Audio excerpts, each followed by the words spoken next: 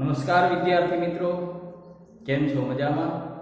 ગીતાંજલિ વિદ્યાલય વઢવાણમાં હું સંજય ચાવડા આપ સૌનું હાર્દિક સ્વાગત કરું છું. વિદ્યાર્થી મિત્રો, આપણે ધોરણ 11માં અર્થશાસ્ત્ર વિષયની અંદર પ્રકરણ એ અર્થશાસ્ત્ર વિષય પ્રવેશનો અભ્યાસ કરી રહ્યા છીએ, જેમાં આપણે અર્થશાસ્ત્રનો અર્થ ભણ્યા, ભારતીય વિદ્વાનોના વિચાર, ત્યાર પછી આગલા ભાગમાં આપણે પાશ્ચાત્ય વિદ્વાનોના વિચારો વિશે અભ્યાસ કર્યો. હવે આજે આપણે આર્થિક પ્રવૃત્તિ અર્થશાસ્ત્રની અંદર, કારણ કે અર્થશાસ્ત્રને અર્થ શબ્દ સાથે સંબંધ છે, તો વિદ્યાર્થી મિત્રો આર્થિક પ્રવૃત્તિ કોને કહેવાય, બિન આર્થિક પ્રવૃત્તિ કોને કહેવાય, એના વિશે આપણે અભ્યાસ કરીશું. એના એ બે વચ્ચે શું તફાવત રહેલો છે એની પણ આપણે ચર્ચા કરીશું. તો આર્થિક અને બિન આર્થિક પ્રવૃત્તિ આજે આપણે અભ્યાસ કરશું. આર્થિક અને બિન આર્થિક પ્રવૃત્તિ. હવે સામાન્ય રીતે માણસ છે એ પોતાના રોજિંદા જીવનમાં અથવા તો દિવસ દરમિયાન ઘણી બધી પ્રવૃત્તિઓ કરતો હોય છે. જેમ કે સવારમાં ઉઠી, નાહી ધોઈ સ્વચ્છ થાય, ચા પાણી નાસ્તો કરે, મંદિરે દર્શન કરવા જાય, મિત્રોને મળે, ઘરમાં ટીવી જોવે, બાગ બગીચાઓને પાણી પાય, પોતાના ઘરની અંદર બાગ બગીચાઓ હોય તો એને પાણી પીવડાવે, કોઈ દુકાને જઈને બેસે. આવી દિવસ દરમિયાન ઘણી બધી પ્રવૃત્તિઓ કરતો હોય છે. પણ વિદ્યાર્થી મિત્રો, અર્થશાસ્ત્રને એની આ બધી પ્રવૃત્તિ સાથે સંબંધ નથી. અર્થશાસ્ત્રને એની એવી પ્રવૃત્તિ સાથે સંબંધ છે જે અર્થોપાર્જન એટલે કે આવક સાથે જોડાયેલી છે. તો ટૂંકમાં કહીએ વિદ્યાર્થી મિત્રો, તો અર્થશાસ્ત્ર છે ને એ માણસની આર્થિક પ્રવૃત્તિઓનો જ અભ્યાસ કરે છે. માટે અર્થશાસ્ત્રના આ અભ્યાસની શરૂઆતમાં આપણે આર્થિક પ્રવૃત્તિ કોને કહેવાય, એની સાથે સાથે બિન આર્થિક પ્રવૃત્તિ કોને કહેવાય એના વિશે અભ્યાસ કરશું. તો સૌપ્રથમ આર્થિક પ્રવૃત્તિ, આપણે સાથે સાથે તફાવતના મુદ્દાઓને પણ તફાવત રૂપે પણ એને જોતા જઈશું. એટલે પહેલા આપણે ભણીએ આર્થિક પ્રવૃત્તિ, પછી બિન આર્થિક, એટલે એનો તફાવત પણ આપણે સ્પષ્ટ કરી શકીએ. તો આર્થિક પ્રવૃત્તિ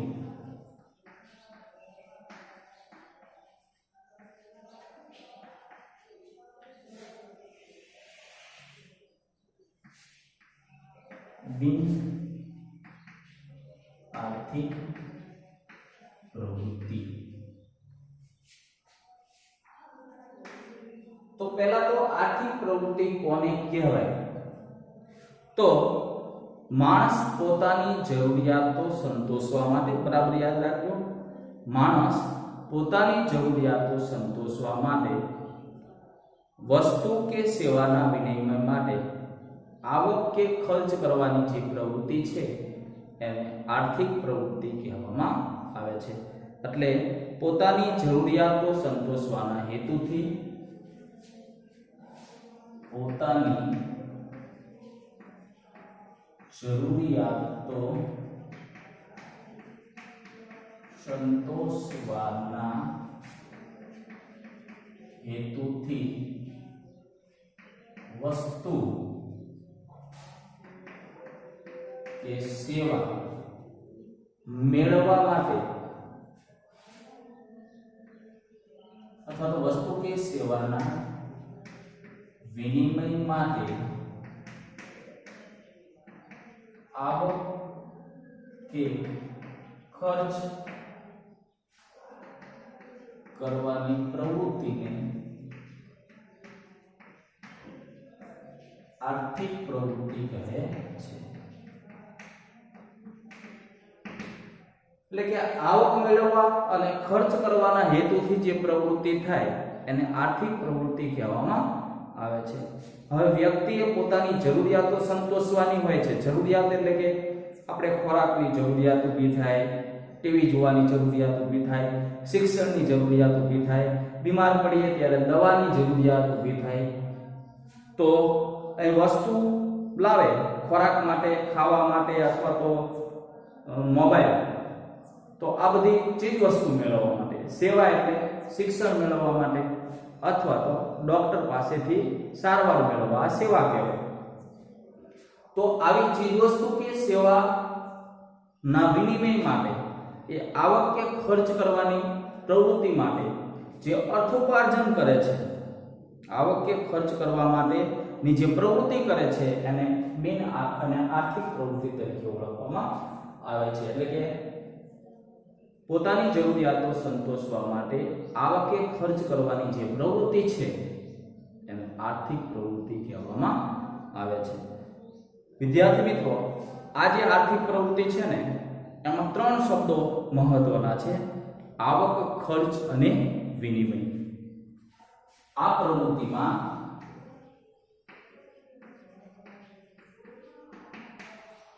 આવક, ખર્ચ અને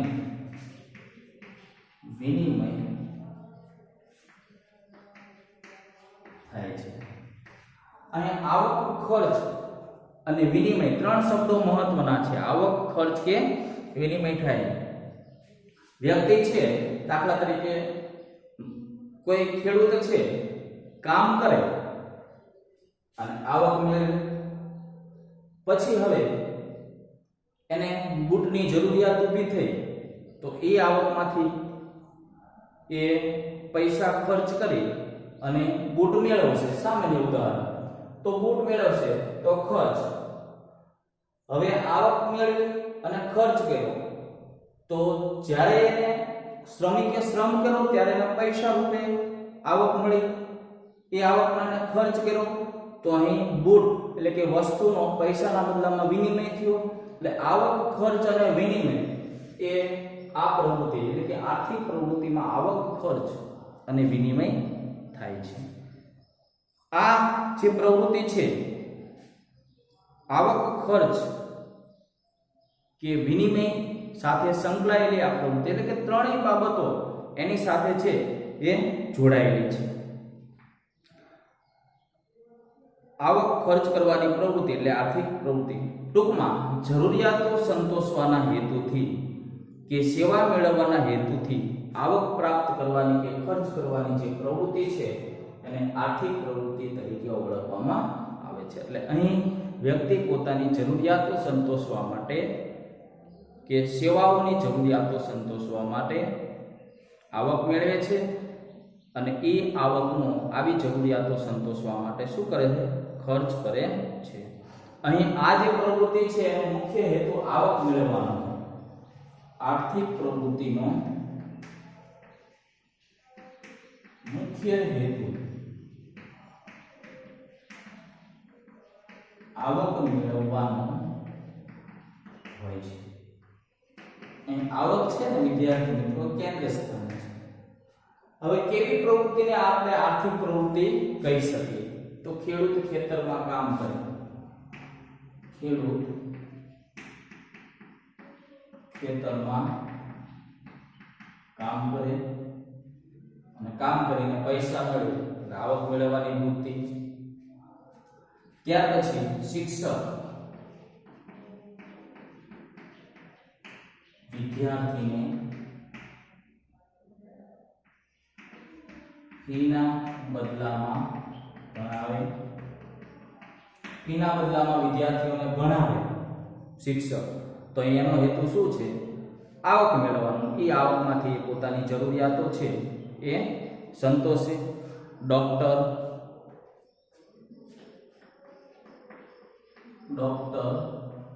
દર્દીઓની સારવાર કરે,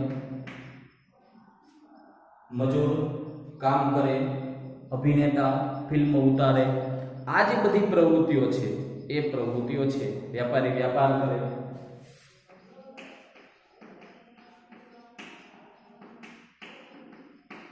વસ્તુ આપે, પૈસા મેળવે અને એમાંથી નફો કમાવાની વૃત્તિ હોય. તો આ જે પ્રવૃત્તિઓ છે વિદ્યાર્થી મિત્રો એ આર્થિક પ્રવૃત્તિ છે. તો આ રીતે વ્યક્તિ વસ્તુ કે સેવાની જરૂરિયાતો પૂરી કરવા માટે, આવક કે ખર્ચ કરવા માટે જે અર્થોપાર્જન કરે, જે આર્થિકતા સાથે જોડાયેલી છે, એટલે કે જે પૈસા કમાવા સાથે જોડાયેલી એવી પ્રવૃત્તિને આર્થિક પ્રવૃત્તિ કહેવામાં આવે છે. તો આ જે આર્થિક પ્રવૃત્તિ, તો હવે બિન આર્થિક પ્રવૃત્તિ કોને કહેવાય? બિન આર્થિક એટલે શબ્દથી જ આપણને સમજી જાય કે જે પ્રવૃત્તિનો ઉદ્દેશ્ય એ આવક, ખર્ચ કે વિનિમયનું ન હોય એવી પ્રવૃત્તિને બિન આર્થિક પ્રવૃત્તિ કહેવામાં આવે છે. કે જે પ્રવૃત્તિનો હેતુ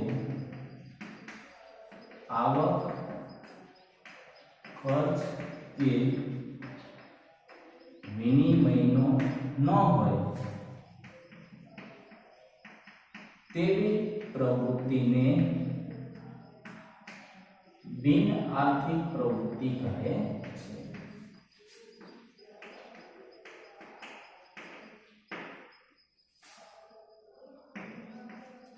અહીં આ પ્રવૃત્તિનો હેતુ આવક મેળવવાનો, ખર્ચ કરવાનો કે કોઈ પણ પ્રકારનું વિનિમય કરવાનો નથી હોતો. દાખલા તરીકે કોઈ મફતમાં સેવા આપે, દાન આપે, તો અહીં એનો કોઈ આવક મેળવવાનો હેતુ હોતો નથી, ખર્ચ કરવાનો કે વિનિમયનો હેતુ નથી.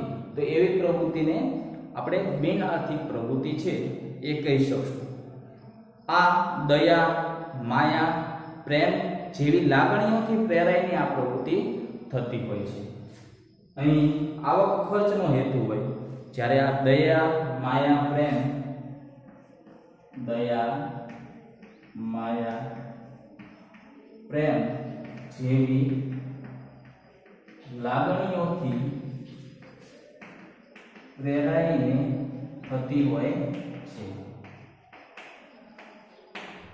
કોકની ઉપર દયા આવે ને વસ્તુ એમનામ આપી દે, પ્રેમવશ થઈને પ્રેમથી અથવા તો લાગણીથી કોઈ વસ્તુને આપી દે કે જેમાં કોઈ જ આવક મેળવવાનો હેતુ ન હોય, તો એવી પ્રવૃત્તિને બિન આર્થિક પ્રવૃત્તિ તરીકે ઓળખવામાં આવે છે. હવે જેમ આર્થિક પ્રવૃત્તિનો હેતુ આવક મેળવવાનો હતો હોય છે, એમ બિન આર્થિક પ્રવૃત્તિનો મુખ્ય હેતુ સેવાનો હોય છે. બિન આર્થિક પ્રવૃત્તિનો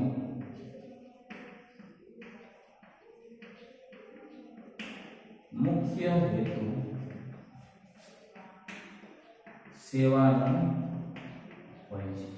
એટલે કે અહીં આવક મેળવવાનો હેતુ હોય, અહીં માત્ર સેવા કરવાનો હેતુ હોય છે. વિદ્યાર્થી મિત્રો, જે પ્રવૃત્તિમાં માત્ર આવક કે ખર્ચ હોય, વિનિમય ન હોય, તે પ્રવૃત્તિને બિન આર્થિક પ્રવૃત્તિ કહેવામાં આવે છે. જેમ કે દાન આપવાની પ્રવૃત્તિ. અહીં દાન આપે છે, ખર્ચ થાય છે, પણ સામે એનો કોઈ વિનિમય થતો નથી, કઈ વસ્તુ એ લેતા નથી. તો દાન આપવામાં ખર્ચ થાય છે પણ વિનિમય થતો નથી. એટલે કે જ્યાં આવક, ખર્ચ અને વિનિમય થતો હોય તો જ આર્થિક પ્રવૃત્તિ કહેવાય. એમાંથી એક અધૂરું રહેતું હોય તો એને બિન આર્થિક પ્રવૃત્તિ કહેવાય છે. તો અહીં દાન આપે છે તો એનો ખર્ચ થાય છે પણ કશું મળતું નથી. તો બિન આર્થિક પ્રવૃત્તિના આપણે કેટલાક ઉદાહરણો લઈએ. તો બાળક છે, માતા છે, બાળકનો ઉછેર કરે. માતા બાળકનો ઉછેર કરે તો અહીં એને પ્રેમ હોય, એની પ્રત્યે લાગણી હોય, એમાં એનો કોઈ સ્વાર્થ હોતો નથી. તો એ બિન આર્થિક પ્રવૃત્તિ છે. દાન આપવું,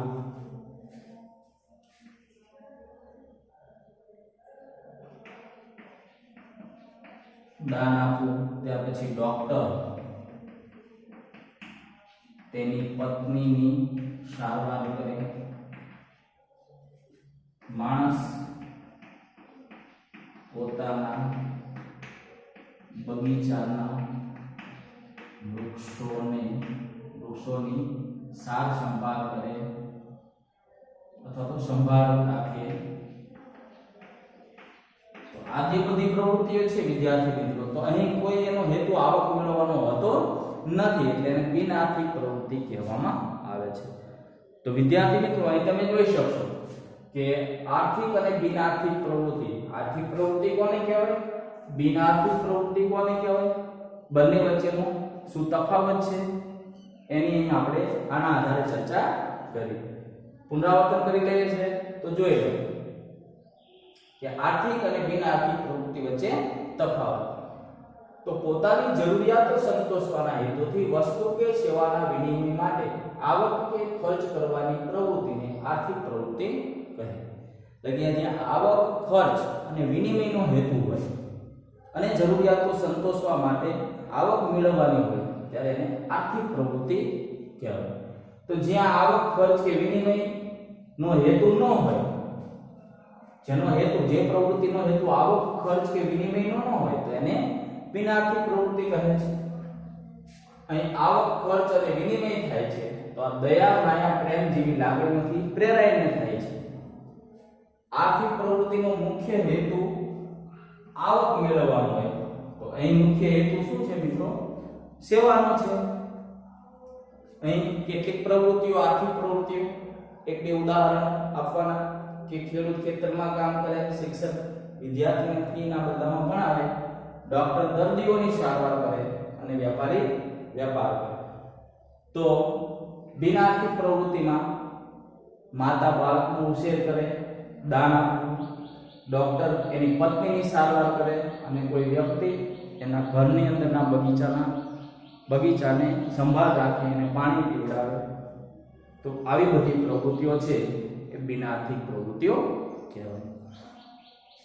આ વ્યાખ્યાઓ પરથી આપણે તારવી શકીએ કે વ્યક્તિ કશુંક મેળવવાની આશા સાથે, કંઈક પ્રાપ્ત કરવાની આશા સાથે જે પ્રવૃત્તિ કરે, લાભ અને ગેરલાભની તુલના સાથે, તો એ આર્થિક પ્રવૃત્તિ છે. કે મને લાભ થશે, મને આવક થશે, કંઈક મેળવવાના હેતુથી જે પ્રવૃત્તિ કરે એને આર્થિક પ્રવૃત્તિ કહેવામાં આવે છે. પણ એમાં વિનિમય થવો જરૂરી છે. જો વિનિમય થતો ન હોય તો એને આર્થિક પ્રવૃત્તિ કહી શકાય નહીં. એટલે આવક, ખર્ચ અને વિનિમય, અને જ્યાં વિનિમય ન થતું હોય એને બિન આર્થિક પ્રવૃત્તિ કહે છે.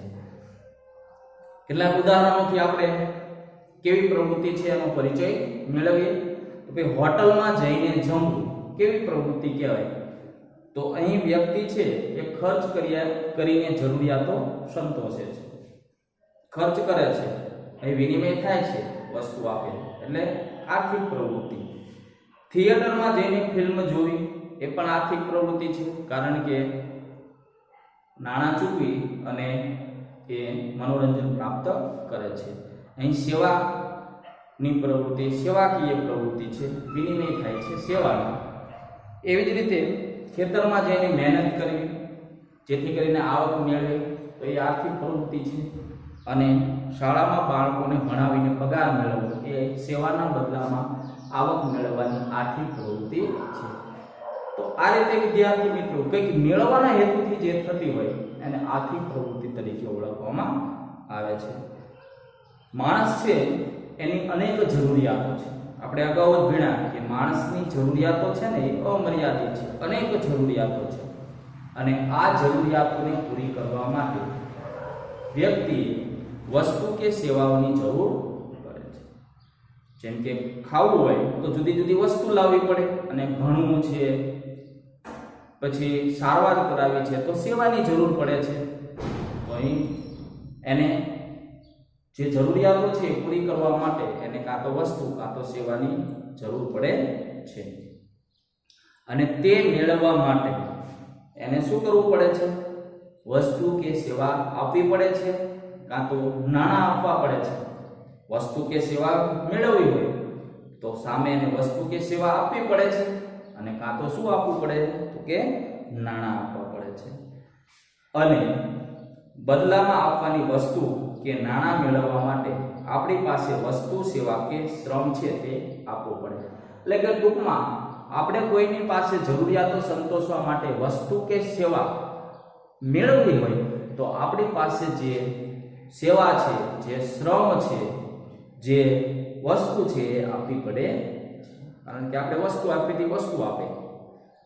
શિક્ષક હોય ભણાવે તો સામે પૈસા આપે અને એનાથી કંઈક વસ્તુ મેળવી શકાય. તો આ રીતે દાખલા તરીકે એક સામાન્ય ઉદાહરણ આપણે લઈએ કે ભાઈ એક ખેડૂત છે, એને સાયકલની જરૂર છે. તો હવે ખેડૂતે સાયકલ મેળવવા માટે શું કરવું પડશે? અને પોતાની જરૂરિયાત છે સાયકલની. તો આ ખેડૂતે સાયકલ મેળવવા માટે ખેતરની અંદર શ્રમ કરવો પડશે, અનાજનું ઉત્પાદન કરવું પડશે અને એ અનાજનું ઉત્પાદન કર્યા પછી એનું વેચાણ કરી અને એને જે નાણાં મળે એ નાણાં આપીને એ સાયકલ ખરીદી શકશે. અને અહીં વસ્તુ એ નાણાંના બદલામાં એ વસ્તુનો વિનિમય થાય અને પોતાની જરૂરિયાતો સંતોષી શકે છે. આવું જ વકીલ હોય તો એની સેવા આપી અને નાણાં મેળવે. એવી જ રીતે અભિનેતા હોય તો પોતાની એક્ટિંગથી નાણાં મેળવે. કોઈ મૂડીપતિ હોય તો એ જુદી જુદી વસ્તુઓનું ઉત્પાદન કરી અને એ વસ્તુઓ બજારમાં વેચીને એના બદલામાં નાણાં મેળવે. શિક્ષક છે ભણાવી અને નાણાં મેળવે અને એ નાણાંમાંથી એ પછી પોતાની જરૂરિયાત અને સેવા મેળવી અને પોતાનું જીવન છે એ પોતાની જરૂરિયાતો છે એ પૂરી કરી શકે. વિદ્યાર્થી મિત્રો, તમે જે અભ્યાસ કરો છો ને એ પણ એક આર્થિક પ્રવૃત્તિ છે. કારણ કે અભ્યાસ કરશો, અભ્યાસ કરી અને સારા માર્ક્સ લાવશો અને એ અભ્યાસ ઉપરથી તમે કોઈ સારી નોકરી મેળવશો અને એ નોકરીમાંથી પગાર મેળવશો અને એ પગાર દ્વારા તમે તમારી જરૂરિયાતોને સંતોષશો. તો આ રીતે અહીં આપણે આર્થિક અને બિન આર્થિક પ્રવૃત્તિ વિશે અભ્યાસ કર્યો. એટલે ટૂંકમાં કહીએ તો વ્યક્તિએ પોતાની જરૂરિયાતો સંતોષવા માટે વસ્તુ કે સેવાના વિનિમય માટે જે આવક કે ખર્ચ કરવાની પ્રવૃત્તિ છે એને આર્થિક પ્રવૃત્તિ કહેવાય. અહીં આ તફાવત છે એનો સ્ક્રીનશોટ લઈ લેજો જેથી તમને વાંચવામાં સરળતા રહે.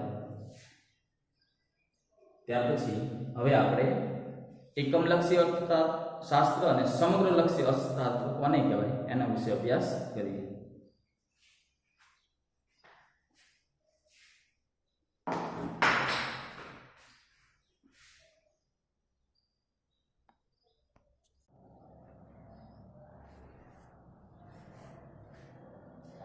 હવે વિદ્યાર્થી મિત્રો, આપણે એકમલક્ષી અને સમગ્રલક્ષી અર્થશાસ્ત્ર વિશે પરિચય મેળવીએ અને બંને વચ્ચે શું તફાવત રહેલો છે એનો પણ પરિચય મેળવીએ. અર્થશાસ્ત્રના અભ્યાસ અને વિશ્લેષણની દ્રષ્ટિએ બે પ્રકારો પડે છે. એક એકમલક્ષી અર્થશાસ્ત્ર અને સમગ્રલક્ષી અર્થશાસ્ત્ર, જેમાં અર્થશાસ્ત્રના એક એકમનો અભ્યાસ કરવામાં આવે એને એકમલક્ષી અર્થશાસ્ત્ર કહે છે. જ્યાં અર્થશાસ્ત્રના કોઈ સમગ્ર ક્ષેત્રનો અભ્યાસ કરવામાં આવે, અર્થતંત્રના સમગ્ર ક્ષેત્રનો અભ્યાસ કરવામાં આવે ત્યારે તેને સમગ્રલક્ષી અર્થશાસ્ત્ર કહેવામાં આવે છે. તો આ રીતે આપણે એકમલક્ષી અર્થશાસ્ત્ર અને સમગ્રલક્ષી અર્થશાસ્ત્રનો પરિચય મેળવ્યો. તો જે અર્થશાસ્ત્રમાં કે અર્થતંત્રમાં જેમાં અર્થતંત્રના અહીં અર્થશાસ્ત્રના કે અર્થતંત્રના એક એકમનો અભ્યાસ થાય તેને એકમલક્ષી અર્થશાસ્ત્ર કહે છે. જેમ કે માંગમાં ગ્રાહક, પુરવઠામાં પેઢી અને શ્રમ બજારમાં શ્રમ, એટલે કે ગ્રાહક, પેઢી અને શ્રમ આ એકમો છે. તો એ એકમોનો અભ્યાસ એ એકમલક્ષી અર્થશાસ્ત્ર કહેવાય. હવે વસ્તુની કિંમત અને નિર્ધારણ, પેઢીની સમતુલા, શ્રમિકોની ઉત્પાદકતા પ્રમાણે વેતન એનો અભ્યાસ છે એ એકમલક્ષી અર્થશાસ્ત્રમાં કરવામાં આવે છે. એકમલક્ષી અર્થશાસ્ત્ર છે ગ્રાહક, પેઢી કે શ્રમિક જેવા એકમોને નિર્ણય કરવામાં મદદરૂપ થાય છે. તો આ રીતે જેનું વિશ્લેષણ થાય અથવા તો આ રીતે અર્થતંત્રની અંદર જ્યાં એક એકમોનો અભ્યાસ કરવામાં આવે તેને એકમલક્ષી અર્થશાસ્ત્ર તરીકે ઓળખવામાં આવે છે. તો એવી જ રીતે હવે સમગ્રલક્ષી અર્થશાસ્ત્ર કોને કહેવાય? તો જેમાં અર્થતંત્રના કે અર્થશાસ્ત્રના સમગ્ર ક્ષેત્રનો અભ્યાસ થાય, ક્ષેત્ર એમાં આવી જાય ત્યારે એને સમગ્રલક્ષી અર્થશાસ્ત્ર કહે છે.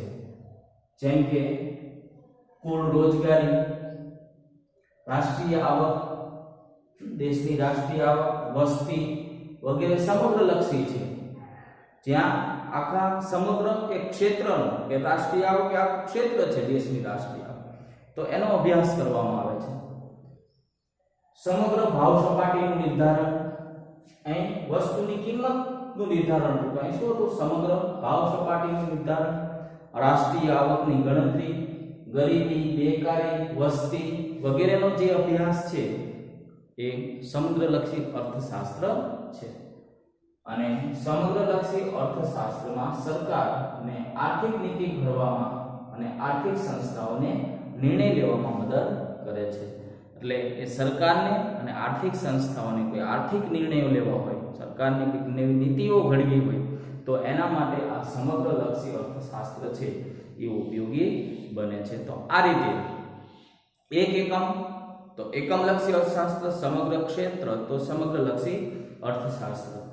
વિદ્યાર્થી મિત્રો, અને તફાવતની રીતે પણ આપણે જોઈ લઈએ કે જેમાં અર્થતંત્રના એક એકમનો અભ્યાસ થતો હોય એને એકમલક્ષી અર્થશાસ્ત્ર કહે છે. તો સામે જેમાં અર્થશાસ્ત્રના સમગ્ર ક્ષેત્રનો અભ્યાસ થાય એને સમગ્રલક્ષી અર્થશાસ્ત્ર કહે છે. માંગમાં અહીં ગ્રાહક, પુરવઠામાં પેઢી અને શ્રમ બજારમાં શ્રમ એ એકમલક્ષી છે. એટલે કે ગ્રાહક, પેઢી અને શ્રમ એ એકમલક્ષી છે. તો સામે કુલ રોજગારી, રાષ્ટ્રીય આવક અને વસ્તી એ સમગ્રલક્ષી છે. એવી જ રીતે વસ્તુની કિંમત અને નિર્ધારણ, કોઈ એક વસ્તુની કિંમત અને નિર્ધારણ, તો એ સમગ્ર ભાવ સપાટીનું નિર્ધારણ થાય છે. પેઢીની સમતુલા, શ્રમિકની ઉત્પાદકતા પ્રમાણે વેતન એકમલક્ષી છે. તો અહીં જુઓ તમે સમગ્ર ભાવ સપાટીનું નિર્ધારણ, દેશની આખી રાષ્ટ્રીય આવકની ગણતરી, બેકારી, ગરીબી, વસ્તી વગેરે સમગ્રલક્ષી છે. અહીં એક એકમનો જ અભ્યાસ થાય છે, ત્યાં સમગ્ર ક્ષેત્રનો અભ્યાસ થાય છે. એકમલક્ષી અર્થશાસ્ત્ર છે એ ગ્રાહક, પેઢી, શ્રમ, ગ્રાહક, પેઢી કે શ્રમ એટલે કે શ્રમિક જેવા એકમોને નિર્ણય કરવામાં મદદરૂપ થાય છે. એટલે કે એક એકમમાં સાથે જોડાયેલા હોય એવા ગ્રાહક, પેઢી અને શ્રમિકને નિર્ણય લેવામાં મદદ કરે છે. તો સમગ્રલક્ષી અર્થતંત્ર સરકારને આર્થિક નીતિ ઘડવામાં અને આર્થિક સંસ્થાઓને નિર્ણય લેવામાં મદદ કરે છે, જેનાથી યોગ્ય નિર્ણય લઈ શકે. આમ અર્થશાસ્ત્રના આવી રીતે અભ્યાસ અને વિશ્લેષણની દ્રષ્ટિએ બે પ્રકારો પડે છે: એકમલક્ષી અર્થશાસ્ત્ર અને સમગ્રલક્ષી અર્થશાસ્ત્ર. તો વિદ્યાર્થી મિત્રો, આપણે આ તફાવતને ભણ્યા. તો હવે પછી જે આગળનો મુદ્દો છે એનો આગલા ભાગમાં આપણે અભ્યાસ કરીશું. તમે આનો સ્ક્રીનશોટ લઈ લેજો જેથી અભ્યાસમાં સરળતા રહે. અને આજનો આપણો આ ભાગ છે, આજનો આપણો આ અભ્યાસ છે, એની અંદરથી તમારે આર્થિક પ્રવૃત્તિ અને બિનઆર્થિક પ્રવૃત્તિ તથા આજનું એકમલક્ષી અર્થશાસ્ત્ર અને સમગ્રલક્ષી અર્થશાસ્ત્ર એ બંનેનો તફાવત છે એ તમારી નોટબુકમાં હોમવર્કમાં લખવાનો રહેશે. ફરી આપણે આગળના મુદ્દા સાથે આપણે મળીશું. જય હિન્દ.